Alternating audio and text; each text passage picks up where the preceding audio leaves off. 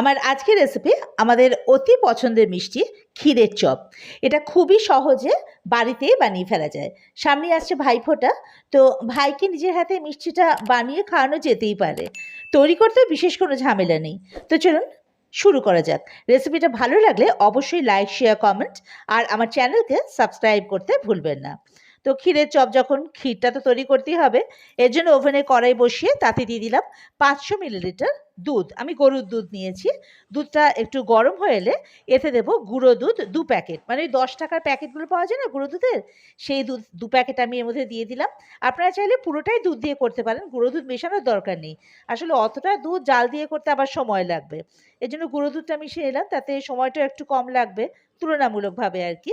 তো এটাকে এবার ফুটতে দেবো, এটা ফুটুক। ততক্ষণে ক্ষীরের মধ্যে অন্য যেসব ইনগ্রিডিয়েন্টগুলো দেওয়ার আছে সেগুলো রেডি করে নিই। আর দুধ যখন জাল দিতে বসিয়েছি, দেখুন এভাবে খুন্তিটা দিয়ে রাখলে দুধটা উতলে পড়ার ভয় কিন্তু কম থাকে। তো আমি এখানে একটু জায়ফল গুঁড়ো করে নিলাম, বেশি না, হাফ টিস্পুন মতো জায়ফল গুঁড়ো করে নিলাম, আর একটু কাজু বাদাম গুঁড়ো করে নিলাম।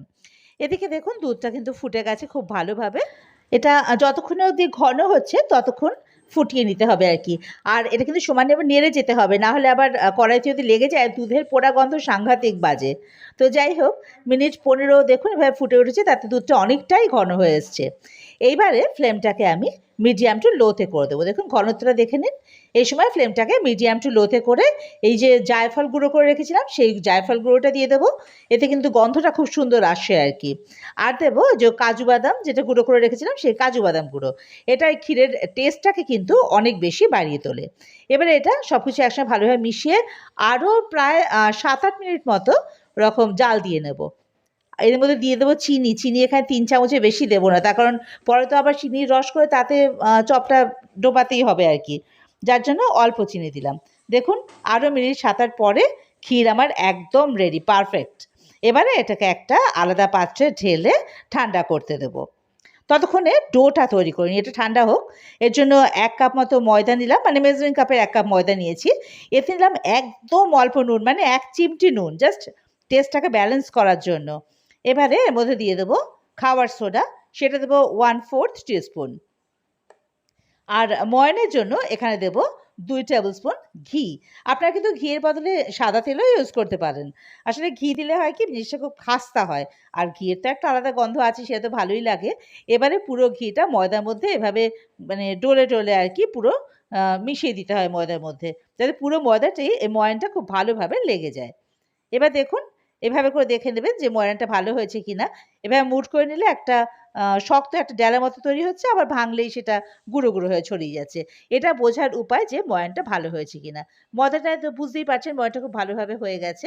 এবারে এতে খুব অল্প অল্প করে জল দিয়ে একটা ডো বানিয়ে নেব। ডোটা কিন্তু এমনি স্মুথ হবে কিন্তু শক্ত হবে, কারণ ডো যদি নরম হয়ে যায় তাহলে ক্ষীরের চপটা গড়তে কিন্তু খুব অসুবিধা হবে।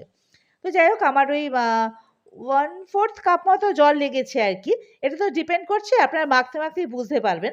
দেখুন এরকম হবে ডোটা, এমনি স্মুথ কিন্তু শক্ত একটু। এবার ওপর থেকে অল্প একটু সাদা তেল দিয়ে এটাকে ঢাকা দিয়ে রেখে দেবো 10-15 মিনিটের জন্য। সাদা তেল দিচ্ছি যাতে ওপরটা শুকিয়ে না যায়। এবার ঢাকা দিয়ে 10-15 মিনিট রেখে দিলাম। ততক্ষণে আবার চিনির শিরাটা তৈরি করে নিই। এই 1 কাপ মেজারিং কাপে 1 কাপ চিনি নিলাম, আর নিলাম ওই কাপেরই 1 কাপ পরিমাণ জল, মানে যে কাপ মেপে ময়দা দিয়েছি ওই একই কাপ আর কি। এবার ফ্লেমটাকে অন করে চিনিটা জলের সঙ্গে গুলে যাওয়া অবধি আর ফুটে ওঠা অবধি অপেক্ষা করব। দেখুন আমার মিনিট 2 সময় লেগেছে, পুরো চিনিটাই জলে গুলে গেছে আর এটা ফুটে উঠেছে। এবার এখানে দিয়ে দেবো ছোট এলাচ। আমি এখানে 2টো ছোট এলাচ ভালোভাবে গুঁড়ো করে দিয়েছি, এতে গন্ধটা খুব ভালো আসবে। আর দিয়ে দিলাম অল্প কিছু কেশর বা জাফরান, এতে কিন্তু কালারটা ভালো আসবে। আপনারা এখানে ফুড কালার দিতে পারেন, আমার কাছে তো ফুড কালার ছিল না, তো কেশরটা দিলে মানে রঙটা খুব সুন্দর আসে, আবার না দিলেও কোনো ব্যাপার না, তো রঙের ওপর আর কি।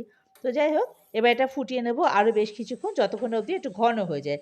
এটা একটা তার মতো, পুরোপুরি একতলা হবে না, জাস্ট একটা তার মতো আসবে। দেখুন আমি দেখাচ্ছি, এটা ঘন হয়ে গেছে। এ দেখুন এরকম একটা তারের মতো আসবে, এই যে। এবার এটা হয়ে গেছে, এবার এটা বন্ধ করে রেখে দেবো, মানে আরও মিনিট 7-8 আমি এটাকে জাল দিয়েছিলাম আর কি। এটা সরিয়ে রাখলাম। এবার যে ময়দাটা রেস্টের জন্য রেখেছিলাম ঢাকাটা খুলে নেব। দেখুন এবার এটাকে আরও মিনিট 2 একটু এভাবে করে মেখে নেব। তারপরে এখান থেকে ছোট ছোট করে লেচি কেটে নেব। দেখুন এভাবে দুভাগ করে নেব যাতে সুবিধা হয় লেচি কাটতে। এবারে লেচিগুলো সমস্ত কেটে নিয়ে রেখে দিলাম। এবারে এর থেকে চপ গড়ার পালা। একটা লেচি হাতে তুলে নেব, সেটাকে এবারে একটা বাটির মতো তৈরি করে নেব। দেখুন এভাবে করে ঘুরিয়ে ঘুরিয়ে চাপ দিয়ে দিয়ে একটা বাটির মতো তৈরি করব। বাটির মাঝখানটা যাতে নরম মানে মোটা থাকে, আর সাইডগুলো যেন একটু পাতলা থাকে। এই যে বাটির মতো তৈরি হয়ে গেছে, এবারে ক্ষীরের পুরটা থেকে কিছুটা অংশ নিয়ে ওই বাটির মধ্যে রাখবো। এবারে পুরো মুখটা আস্তে আস্তে এভাবে করে সিল করে দেবো, যাতে পুরটা একদম বাইরে বেরিয়ে না আসে। খুব মানে চেপে চেপে এভাবে করে আটকে দেবো। পুরো মুখটা আটকে দিলাম। এবারে পাশ থেকে সাইড থেকে একসাথে সমস্ত কিছু সামনের দিকে মানে মাঝখানে কুচি দিয়ে নিয়ে আসবো। দেখুন এরকম হবে।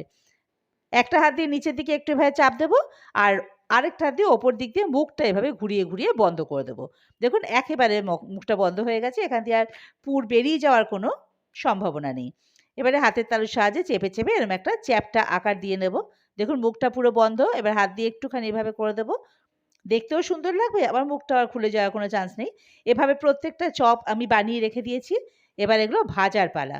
ওভেনে কড়াই বসিয়ে তাতে বেশ পর্যাপ্ত পরিমাণে সাদা তেল দিয়ে দেবো।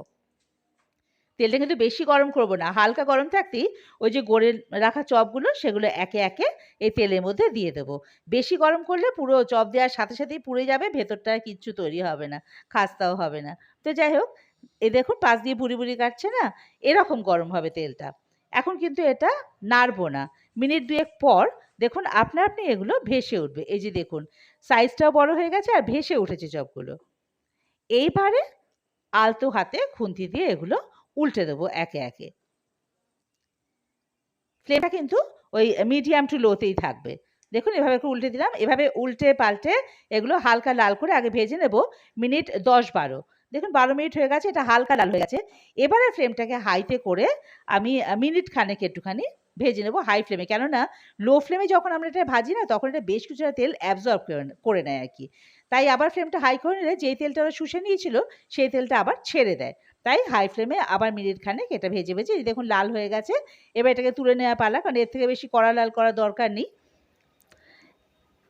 ব্যাস, এবার এটা তোলা হয়ে গেছে। দেখুন এরকমই ভাজাটা হবে আর কি। এবার এটা পাশে সরিয়ে রাখবো। এই দেখুন ভাজা কমপ্লিট। এবারে ওই যে চিনির শিরাটা তৈরি করে নিয়েছিলাম সেটা নেব। যে ছোটো এলাচ দুটো ওগুলোতে এখন আর লাগবে না, যা গন্ধ শিরাতে আসার এসে গেছে। এবার এগুলো ফেলে দেবো, আর এটা আরেকটু গরম করে নেব, কারণ এটা একদমই ঠান্ডা হয়ে গিয়েছিল। এবারে ওই যে চপগুলো তৈরি করে রেখেছিলাম ওগুলো একে একে এই চিনির শিরার মধ্যে দিয়ে দেবো। একটা কথা এখানে বলে রাখা দরকার, চিনির শিরা যেন একদম ঠান্ডা না হয়ে যায়। ওটা যদি ঠান্ডা হয়ে যায় তাহলে কিন্তু এই চপগুলোর মধ্যে একটা ফোঁটাও রস ঢুকবে না। আবার একদম ফুটন্ত গরম হলেও মুশকিল, সেক্ষেত্রে প্রবলেম হবে। রস হয়তো ঢুকে যাবে, পরে কিন্তু বড়াগুলো মানে চপগুলো আবার একটু নরম নরম হয়ে যায়। তাই নজর রাখবেন যেন শিরাটা একটু উষ্ণ গরম থাকে। এবার পুরো হাতার সাহায্যে এই শিরাগুলো ওপরে ওপরে দিয়ে দেবো চপের। আবার উল্টে পাল্টে নেবো একটুখানি রসের মধ্যে। এভাবে মিনিট ২-৩ রাখলেই কিন্তু পুরো রসটা এই চপের মধ্যে ঢুকে যাবে খুব ভালোভাবে। এবার এগুলো তুলে নিয়ে অন্য একটা পাত্রে তুলে রাখবো। এই যে দেখুন কি সুন্দরভাবে রসগুলো ঢুকে গেছে। এবার পরের যে লটটা সেটা ওভাবে করে রসের মধ্যে দেবো। একই প্রসেস, ওইভাবে করে হাতা দিয়ে আগে পুরো মানে চপের ওপরে রসগুলো দিয়ে তারপরে এগুলো আবার উল্টে পাল্টে নেব। এভাবে করে প্রত্যেকটা ক্ষীরের চপ আমরা গড়ে সাজিয়ে নেব একটা প্লেটের মধ্যে। ওপর থেকে কাজু বাদাম গুঁড়ো ছড়িয়ে দেবো। দেখুন দেখতে পাচ্ছেন কতটা রস ঢুকে গেছে। এবারে ওপর থেকে কাজু বাদাম গুঁড়ো ছড়িয়ে গরম গরম পরিবেশন করুন বা ঠান্ডা পরিবেশন করুন ক্ষীরের চপ।